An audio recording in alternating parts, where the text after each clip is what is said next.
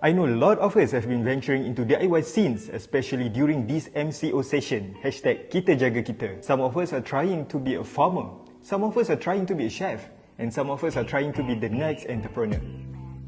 Myself? Me? Nah, nothing much. Just been building some wardrobe for my walk-in closet. What?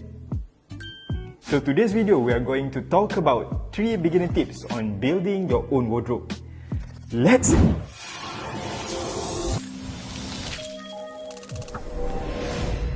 Beginner tips number 1. Know your tools. As much as you can, try to use the correct and best option for tools available for every cut that you want to make.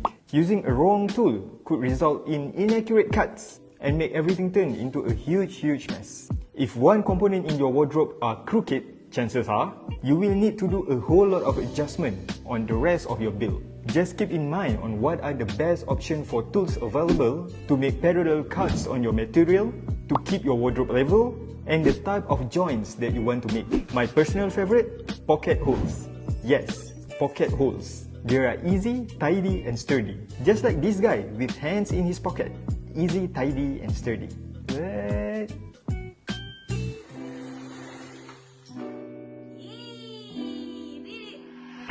Beginner tips number 2. Plan your build. There are literally so many different ways to plan. Personally, I start with the designs that I want. I draw it roughly on a piece of paper, then I list out all of my components piece by piece. From there, I start to calculate all the materials that I need. Bear in mind that they are available in so many different sizes, thickness, and quality. Personally, I use 12 to 15 millimeters of plywood from various sizes. A good planning strategy will help to keep your build to remain within your budget.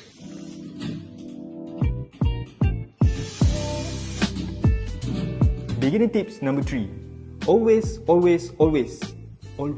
measure twice so you only need to cut once. I cannot stress this enough, but there is no word to describe the feeling of regret when your piece of component does not fit the way you want it to be.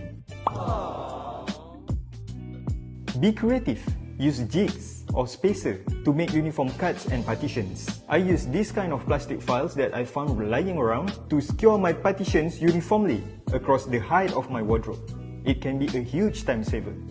And that's it for this video. Like it if you like it, comments if you want to, and I will see you again in the next one. Peace!